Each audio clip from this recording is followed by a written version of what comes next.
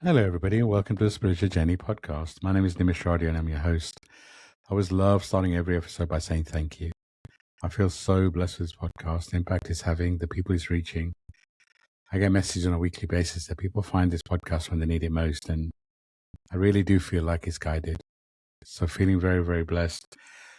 I am an Akashic record reader, Akashic trainer, podcast host, podcast creator, as well as a spiritual coach and mentor. And what I get to do is I get to guide people on their spiritual journey, holding their space, really guiding you to you. I feel like we're going through so many shifts right now, and I feel so blessed with what I get to do. So if my voice resonates, reach out. I'm excited to have Justin Breen on the podcast. He has been a guest before. I'm not even sure when, probably a year or so ago. But, a lot happens in a year in this lifetime. So I thought it was a good time to bring Justin back. So, Justin, I'd love for you to introduce yourself. It's great to be here again, and shedding of the snake, horse energy. I'm an Aries, so pure fire energy. And then spiritual journey. The name of the show, next book is called Epic Journey, and it's a pure spiritual journey awakening. So it's coming out very soon, and I signed up to be right in the middle of this in real time, and without making excuses. So we'll see what will happen when the book comes out. I'll be very curious to see the reaction to it. Beautiful, beautiful. So before we kind of jump onto the book, one of the things that you've actually helped me with is you're a really good connector. So you've really connected with me some powerful souls, and I feel like that's a natural thing that you do. So Yeah. first of all, thank you for that. Some of the guests on the show and some of the people that I've stayed in contact with, you made the connection actually with some clients. So thank you for that. Well, So let's talk about the book. I know that that, and I've done this with other clients. It's that the book is a very personal journey, and it's kind of like, when you complete it, it's closing a cycle. So why don't you talk a little bit about the book? What's kind of where it came from, the journey to kind of release it. Anything you want to share? well, I mean, that can be a very long answer. So a couple of grounding things. It was finished. The manuscript was finished in May of 2024, and it's taken almost 2 full years for it to publish.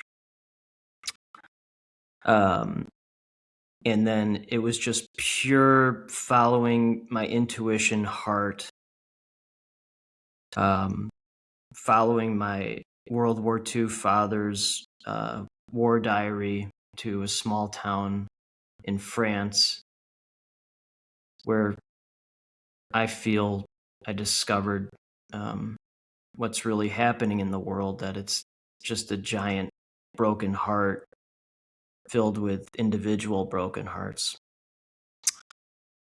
And the other thing that is really important to say is that Dr. Deepak Chopra is doing the introduction for the book, which was also manifested during the manuscript writing process. And the book is about following your path, your intuition, your heart, no matter what, and never making excuses and not running away when things get very difficult. And that the book is coming out literally right now in arguably the biggest controversy, scandal of our lifetime and many lifetimes, is how it was supposed to happen. And like the book says, I'm willing to go all the way with this to see what happens. And I'll be very interested to see the reaction to this when it's published. Yeah, and I've stayed connected with you ever since we recorded the podcast, and kind of felt your energy and your vibration as you've been going through this what feels like a very personal shift. Yes. And it feels like the shift that you've been going through is kind of in line with what the planet's going through. 100%. And some souls are meant to feel it deeper for whatever reason. As we were talking about before we started recording, that this is what we signed up for, right? So just talking about the Deepak Chopra thing, and kind of, I don't want to get into the politics of it all, but for me, his books, many years ago, kind of helped me shift, and they definitely feel channeled. I guess that's all I'd say, is they feel channeled. What the humans like, and kind of your channel, is, for me, is two different things. All I can say is about that channeled knowledge that he had in those books helped me when I needed it most. So I guess that's but just tell us how go a little bit deeper on the book. I know you said it's all to do with your father, your dad, and the journey. The synchronicities, you being guided to France. Can you tell us a bit more about the book and the kind of journey to it? Well, I'll answer that. But I like to read a lot and learn, and then if there's something that really stands out, I kind of squirrel it away. But I've been reading this book called "A Marriage at Sea." It's really good, but there's a quote in it. I'll just read it real quick. But it was this man man and his wife, they were stranded at sea after a whale sunk their ship. They were stranded for months, and they never had children. And then his wife died before him, and this man just absolutely loved his wife, like absolutely loved her. And so his quote was, "Although I am wary of accepted truths, I believe in all human beings there is a desire to love and be loved, to experience the full fierceness of human emotion, and to make it a measure of the success of one's life." So that really stood out to me. And that's kind of, well, that's not kind of, that's what, one, I believe that, and two, that's what I experienced writing this manuscript. And then certainly in the nearly 2 years since, getting amicably divorced and moving out of my house to live a mile or 2 kilometers from where my wonderful ex and my children live. And then dissolution of some companies and starting some new ones. And the new companies creating things that really help people look inward and healing their own heart. Because otherwise, if your own heart isn't healed, you're just projecting trauma out into the world. And that leads into the book, because that's literally what it's about. And it was almost pre-manifested years ago while I was writing it, which is really bizarre. Because at the time, I didn't even know what I was doing, other than my father was 61 when I was born. He was born in 1916. He'd be 110 now. And then he was a World War II hero. And he was shot down multiple times in combat, many times without a parachute, and would just get back into another plane. So, like, that's my baseline of, you just don't make excuses. You just get back into another plane.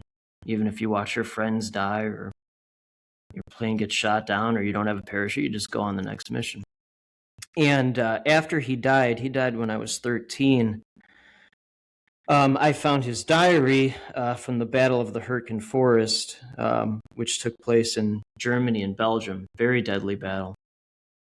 And as I was writing the manuscript, I was reading the diary, and there was this map of 3 cities: 1, London; 2, Paris; and then 3, Nancy, France. Nancy. And And so immediately, I don't know why, I'm just like, well, I have to go to London, Paris, and Nancy. And then the book talks about all the synchronicities, coincidences of the people I met during that time in real time that led me to this square in the center of Nancy where, again, discovered that this world is a giant broken heart. And it also talks about divine masculine and divine feminine, and that the world is being extremely hurt and damaged by masculine leadership, regardless of gender. And to embrace our divine feminine creativity and romantic and nurturing and Gaia and Mother Earth. And so again, it's coming out right now in arguably the most damaging masculine leadership, patriarchal, some would say Luciferic energy of all time, in real time. So you can't make that up. I mean, No, 100%. you could. I mean, you could. But that is my life, my actual 3D human existence right now. So, and then being very aware of spiritual ego. I'm very aware of that. Very aware of not falling into the spiritual ego trap, because in the spiritual community, that is a major part of the problem. Yeah. So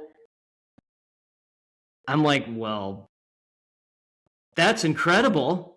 And that's how it kind of felt writing this manuscript. And so here we are. And so I've been shot down multiple times without a parachute, and I'm getting back into another plane. I love it. I love it. I love the metaphor. It's really beautiful. Thanks. And, I talk a lot about shifting from divine masculine to divine feminine. I do feel Of like course.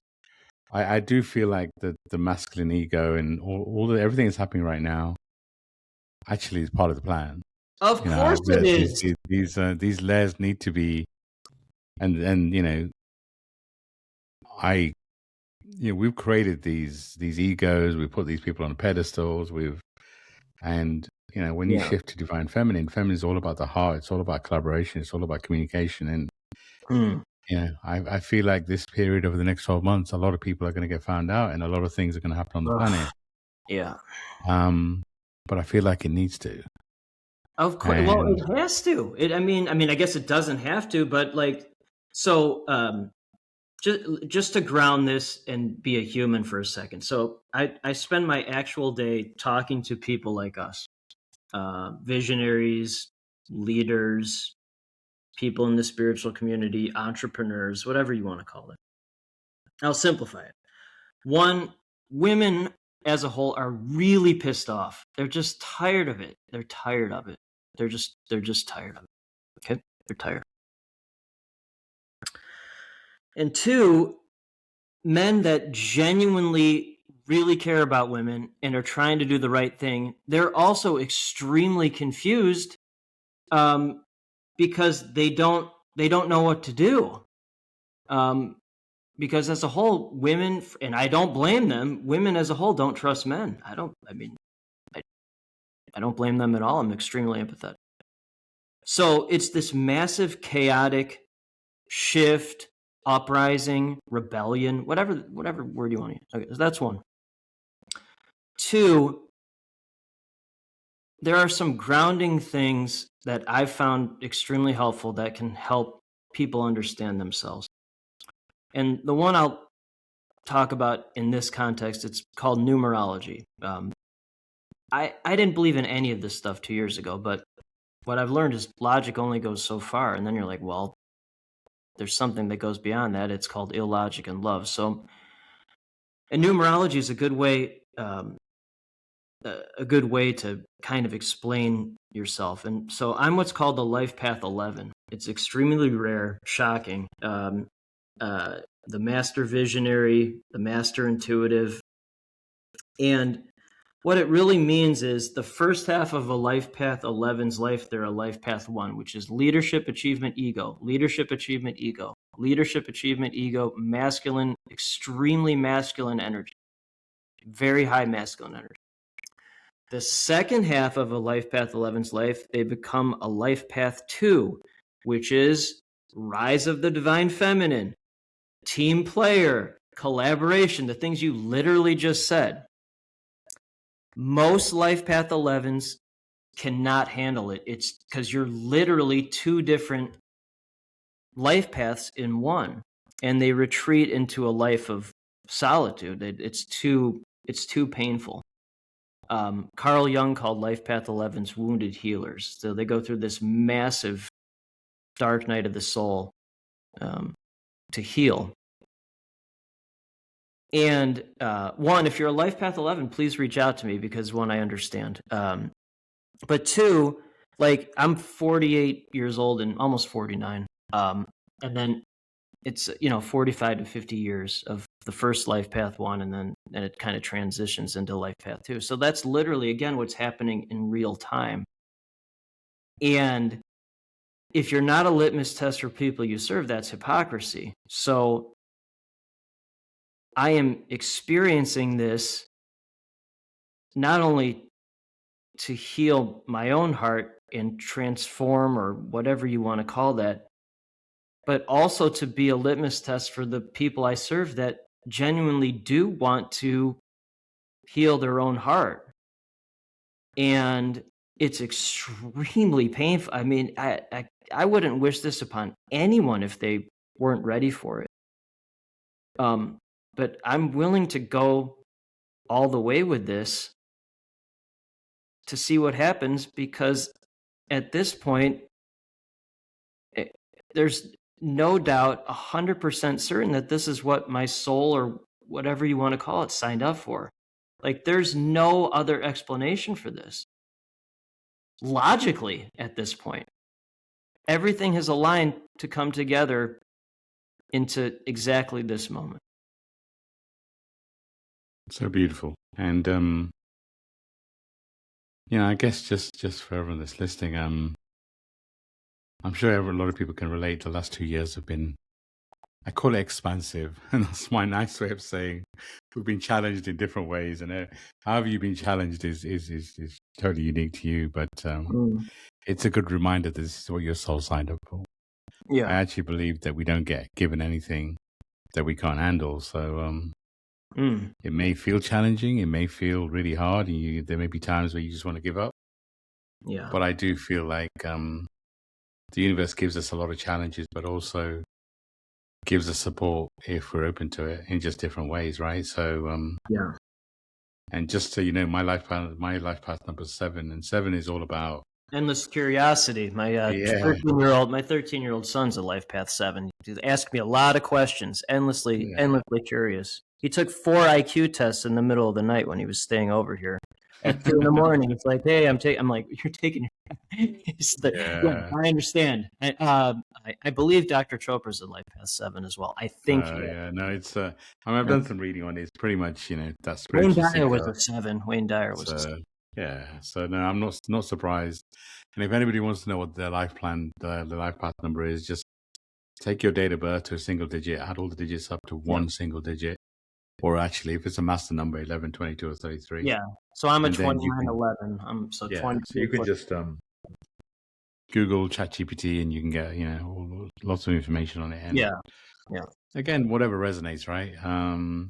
There's so much out there. I found it's almost, like I found it again. That makes no sense. Hey, here's your birthday, but I found almost every single time it's extremely accurate.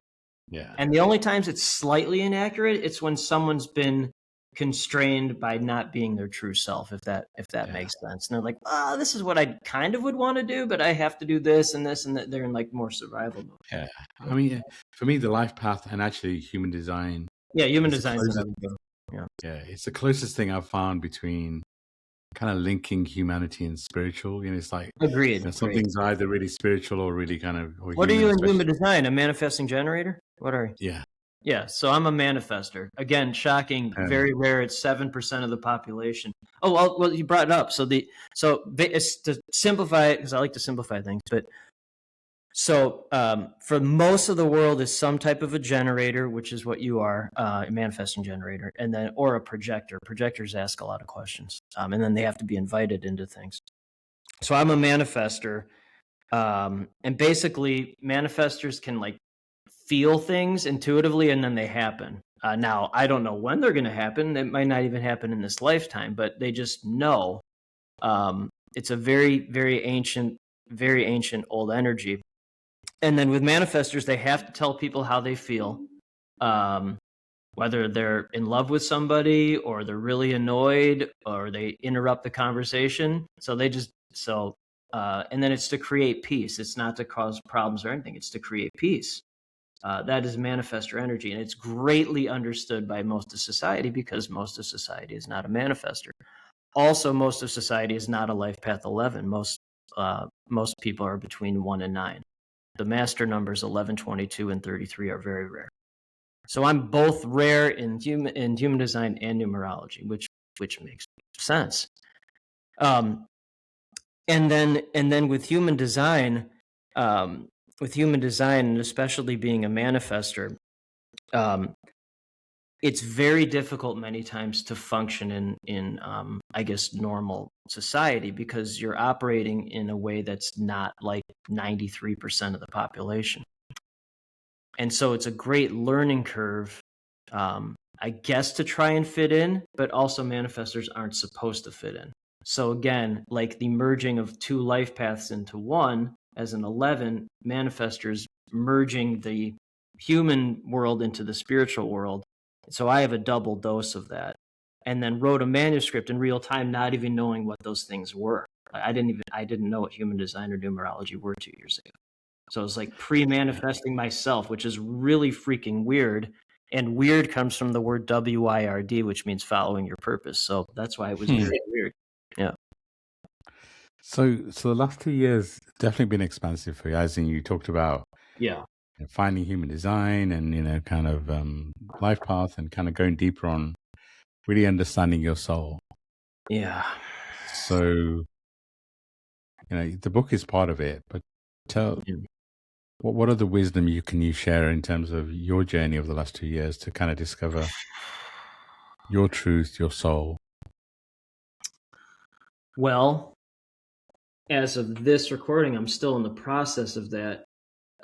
In the physical representation, I would guess the book would represent if you want to look at it as like a caterpillar going into a chrysalis, and then when caterpillars go into the chrysalis, they disintegrate. Literally, they turn into ooze. So I'm still like slightly ooze. It's called positive disintegration. If you open the chrysalis too early, ooze will come out, not an actual butterfly. So the ooze is starting to like solidify into a butterfly, and I would say very soon when the book comes out, the butterfly will come out. And by the way, out of 100 caterpillar eggs, only 1 or 2 become butterflies. So I try to like blend science and reason with the spirituality stuff. So like to actually become a butterfly, the odds are against you biologically. So I'm about to come out as a butterfly. But to answer your question, still in the ooze form, or mostly, almost butterfly / ooze form, I've learned that I've learned that I just follow my heart no matter what. I mean, and it's extremely painful sometimes. It's really painful. But I just keep doing it. And because of that, what I've also learned is most of the world has been conditioned to overthink and use their brain first. And use logic first, as opposed to following their heart and intuition. And so I guess part of the reason why I'm here is to hopefully show the way to follow your heart and intuition first. and show the highs and lows, and some people would call it the cost of doing that. And I'm willing to do that, the whole distance to see what happens with that.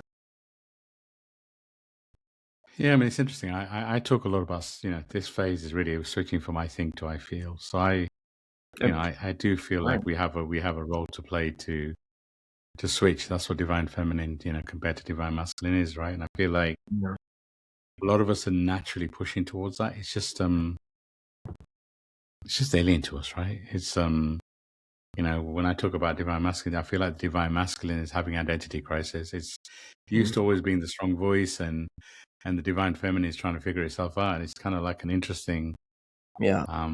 I feel like a lot of people have been in the cocoon that you talk about.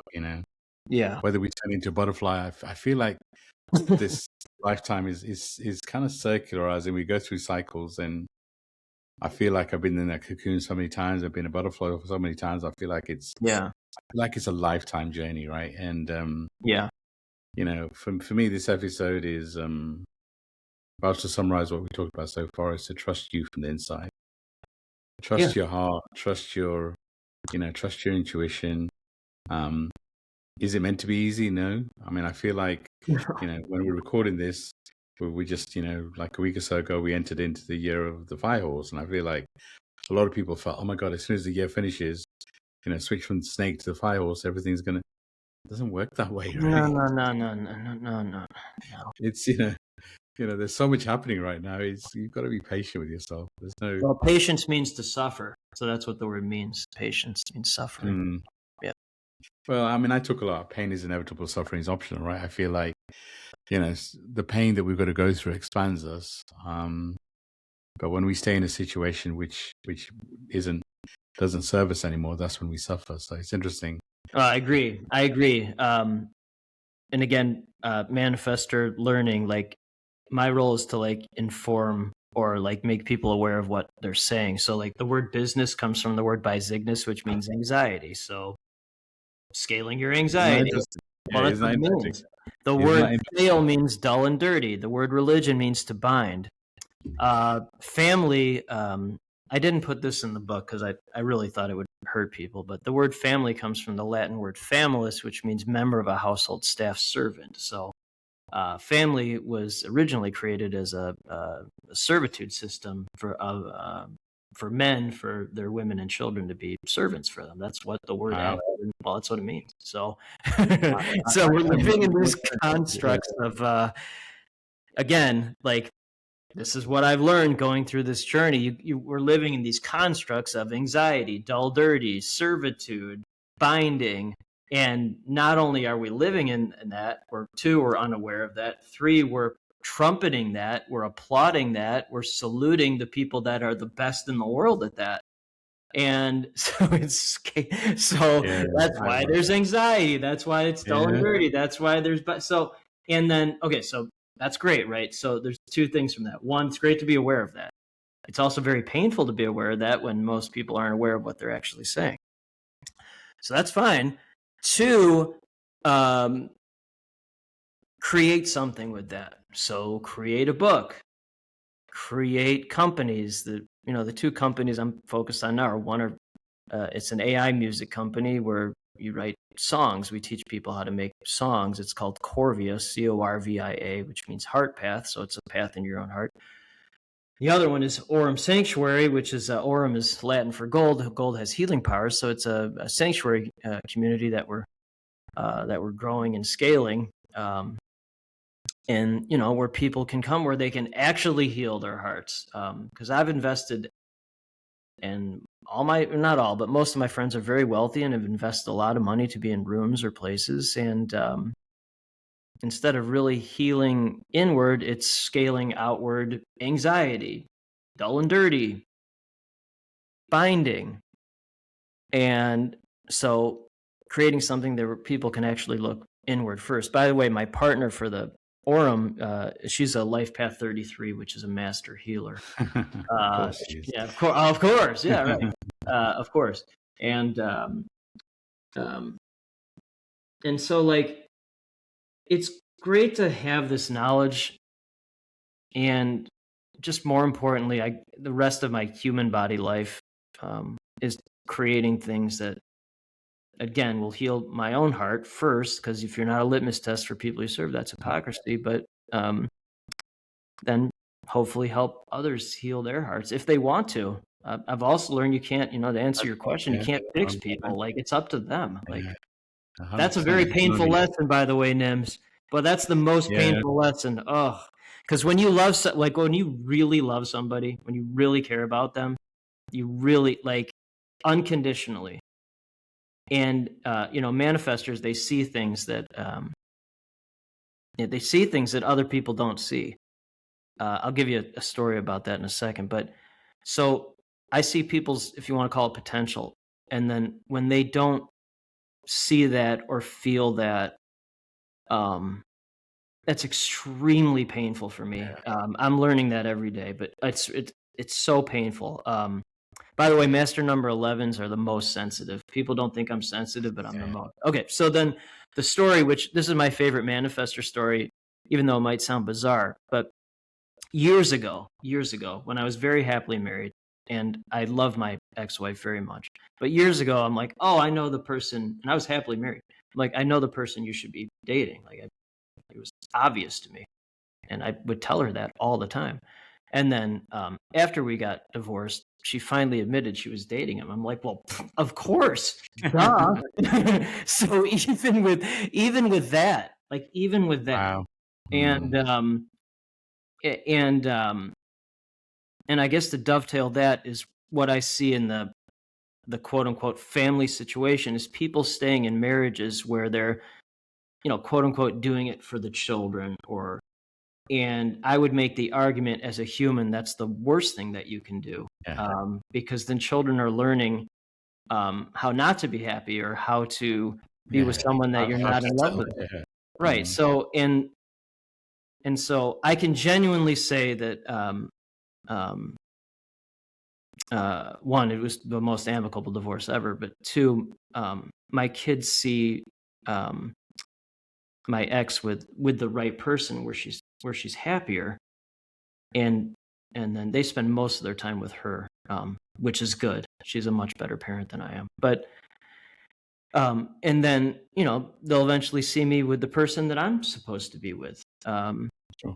And so that I'm trying to be a human here. Like, I think that's really important. I think people are missing the mark on that by staying with someone for the sake of the children, and it's not many times the right decision.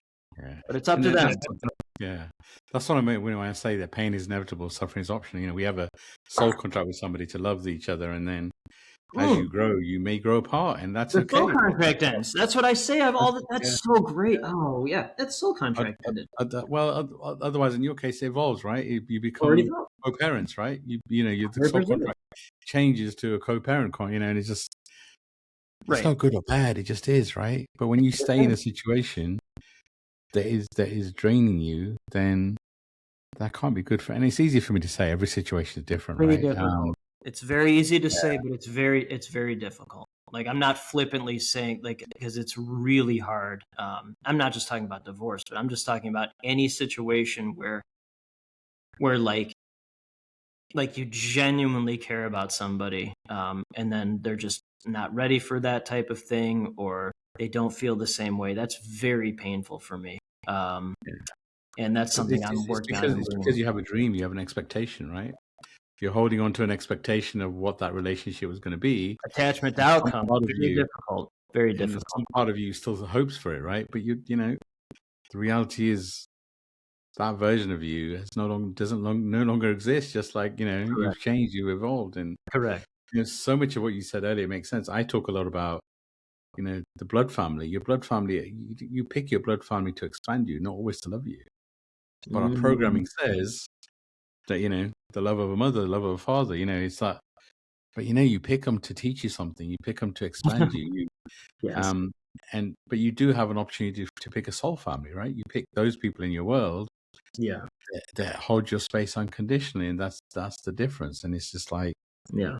it's just, and it's an interesting time. And you talk about when I remember when I kind of activated a lot of my healing abilities. My first thing is I wanted to fix everybody. I wanted to fix everyone that I Of love. course. And it's like, well, let's do this. It's like, and it blew my mind that people weren't ready. And I was like, wait, what? And it Blew just your mind or your heart? Which one? both. Yeah. It's like both. It broke my heart. It blew my mind. Right. It's just like, Exactly. I was like, wait, Break your and heart. then I learned not everybody's assigned to me, and that's okay. Yeah. Some people are assigned to me that I'm meant to guide, I'm meant to help, and other people are not. And a lot of the time, it's hard for people you grew up with, your blood family, for you also to be their healer, to be their, and that's okay. It's such an interesting human journey when I remember, I mean, it's like I was here, I was ready. I'm like, let's do this, guys. Let's join the queue. But Tone deaf, the stairs. Well, in terms of the man woman thing, yeah.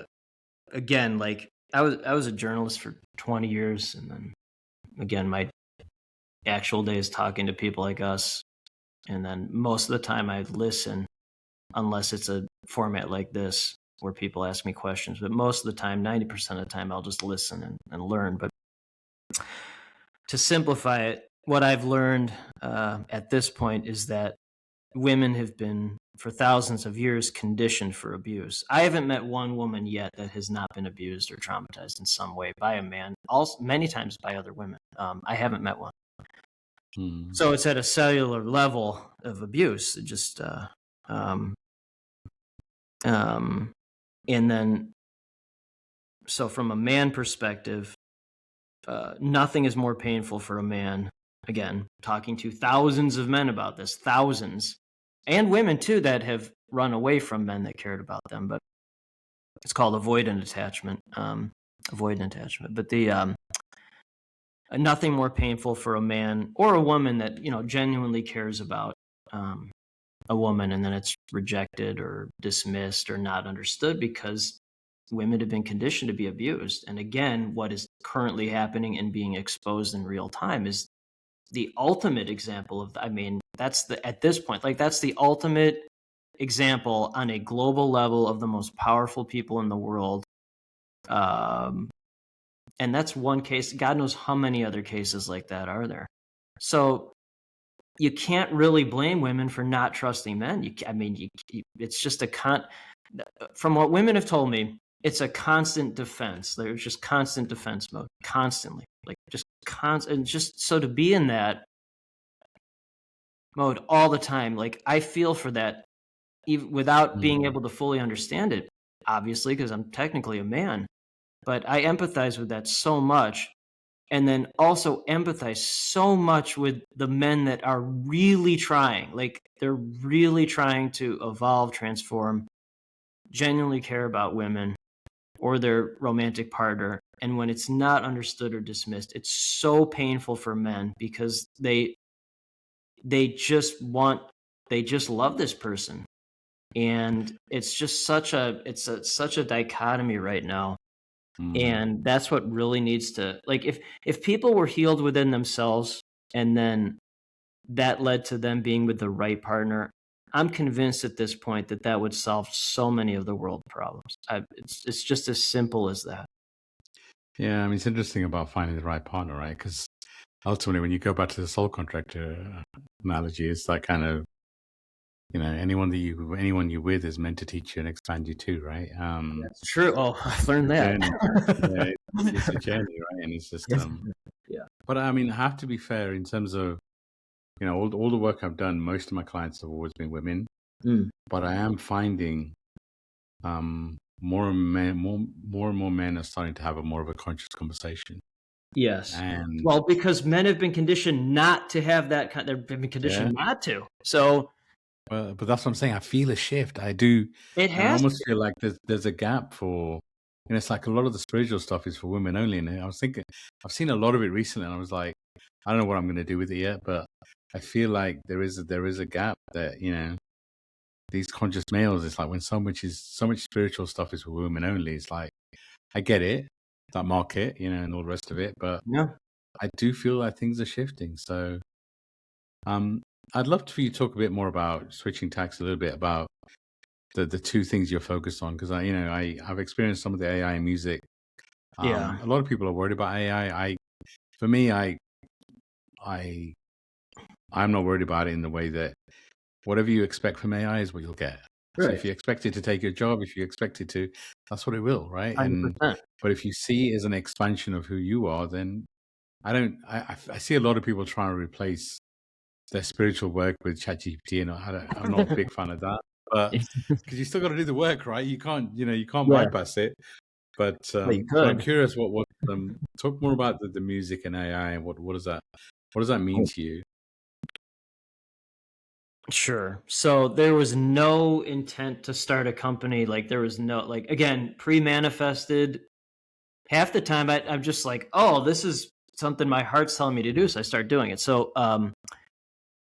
November 2024, I was just writing poems, and I was a journalist, but I'd never written poems or anything. And so I was posting these on social media. And then one of my friends, who she partners with people like Garth Brooks and stuff like that. She's like, "Oh, have you ever tried songwriting?" I'm like, "Oh, okay, I'll start writing songs." And so I started writing songs, and then was at a Thanksgiving, an American Thanksgiving party where people were talking about soccer, youth soccer, and stuff that I have a threshold for that, and I get bored. So I'm like, oh, I'm bored with this. I'm gonna take these song lyrics that I wrote and look.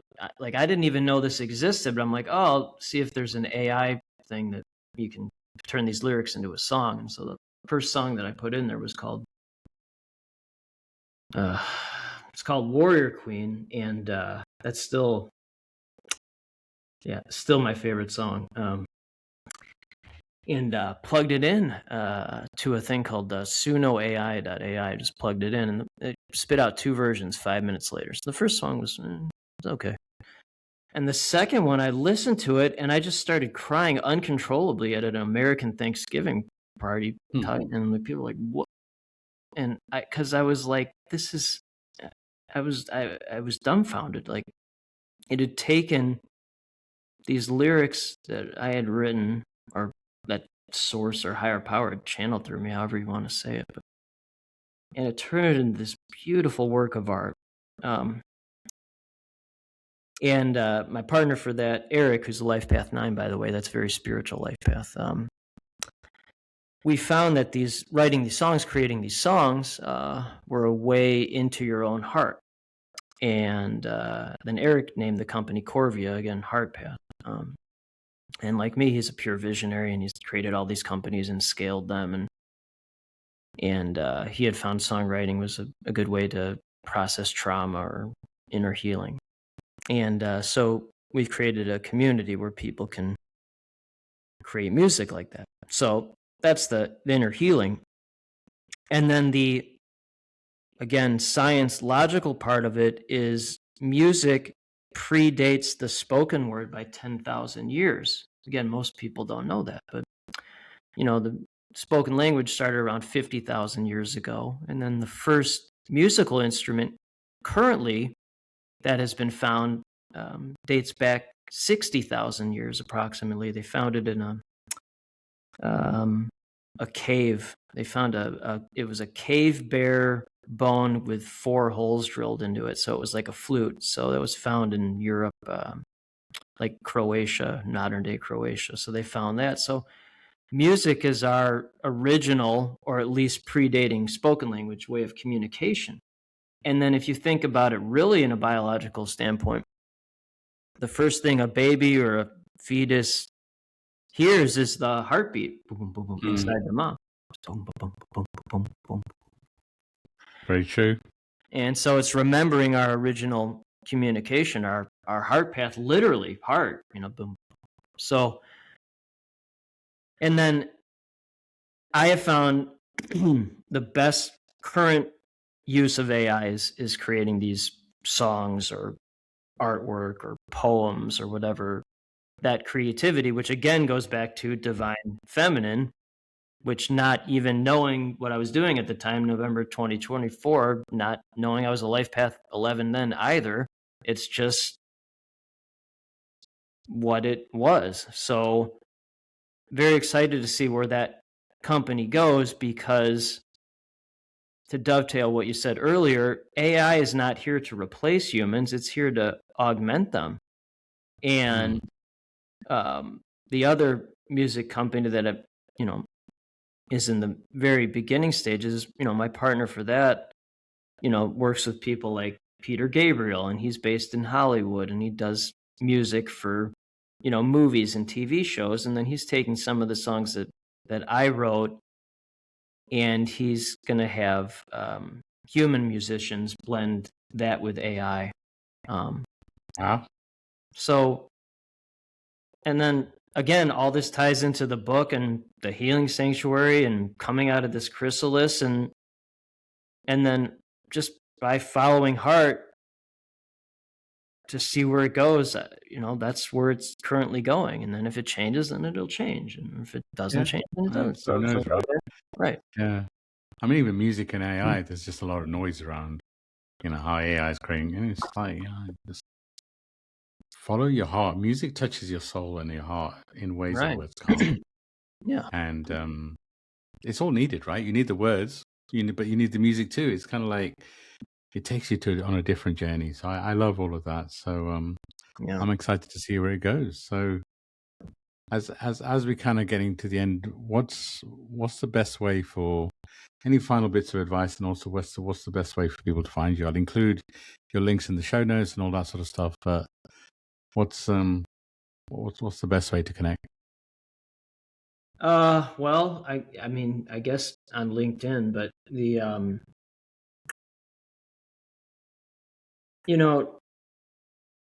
what I've learned in all this is that, like, the people that are ready and willing to have this conversation or open to it, they'll reach out. And I guess I can be a good litmus test for the people I serve. Yeah. I mean, I 100%, I know that anyone I'm meant to work with, anyone that's meant to find me, I've got a soul contract with them. So yeah, I trust in that. So when's your book going to be released, and where can people find it? What's it called? Oh yeah. So the first copies will be printed and shipped mid-March, and then the book is called Epic Journey. For whatever it's worth, it's supposed to be turned into a movie that Gary Sinise, Lieutenant Dan, is supposed to narrate. So, Nice. Yay! But again, I'm not attached to any outcome. And then the people who have read the manuscript, it's profoundly affected most of them, because it's, again, it was written in real time. It's really bizarre. So, yeah. I mean, I had the privilege of probably 18 months ago, I guess, reading an early manuscript. Yeah, it was definitely deep work. So it was, it's something. Yeah, it's something. Yeah. Yep. And you could see the journey, you could see the path, you could see each chapter kind of connected, and yeah. So I guess my final question to you: what's your advice for people who are, kind of going through a shift and are trying to struggle through it, and you're somebody who's continuing to go through a shift? Any advice you have for people?